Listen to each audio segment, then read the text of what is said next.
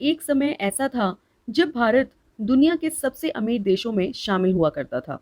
हर कोई हमारे देश पर शासन करने का सपना देखता था।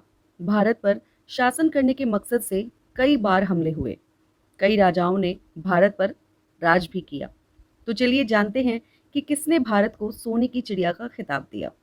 दोस्तों, आपने उज्जैन के महापराक्रमी राजा विक्रमादित्य के बारे में तो सुना ही होगा, जिन्हें उनके ज्ञान, धर्म, वीरता, उदारता और न्याय के लिए जाना जाता था। राजा विक्रमादित्य की बेताल पच्चीसी की कहानियां आज भी प्रसिद्ध हैं। राजा विक्रमादित्य ने ही भारत को सोने की चिड़िया का खिताब दिया। भारत हमेशा से कृषि प्रधान देश रहा है।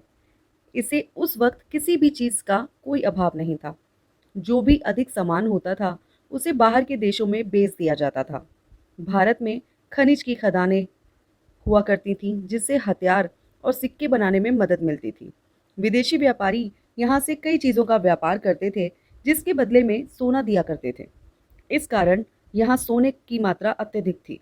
इसके अलावा कोहिनूर, मोर सिंहासन और ताजमहल में जड़े हीरे पन्नों की वजह से यह अंदाज़ा लगाया जा सकता है कि भारत के निवासी उस समय कितने अमीर रहे होंगे।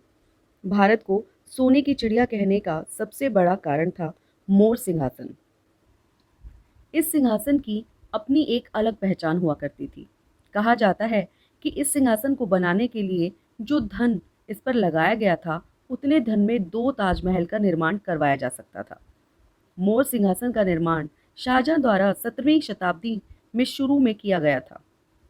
इसके निर्माण के लिए शाहजहां ने काफ़ी खर्चा किया था। इसे बनाने में करीब 1000 किलो सोने का प्रयोग किया गया। इतना ही नहीं, इस सिंहासन में कई बेशकीमती पत्थर जड़े हुए थे। इसके अलावा इस सिंहासन की शान कोहिनूर हीरे ने और भी बढ़ा दी थी। इस सिंहासन की कीमत 4.5 अरब बताई जाती है, जो कि भारत के रुपए के अनुसार 450 करोड़ की है।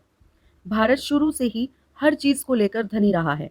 वर्षों से हमारे देश में खेती के जरिए कई चीजों का उत्पाद कई वर्षों से किया जा रहा है।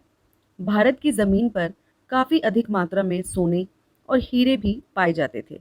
इसी कारण भारत को सोने की चिड़िया कहा जाता था।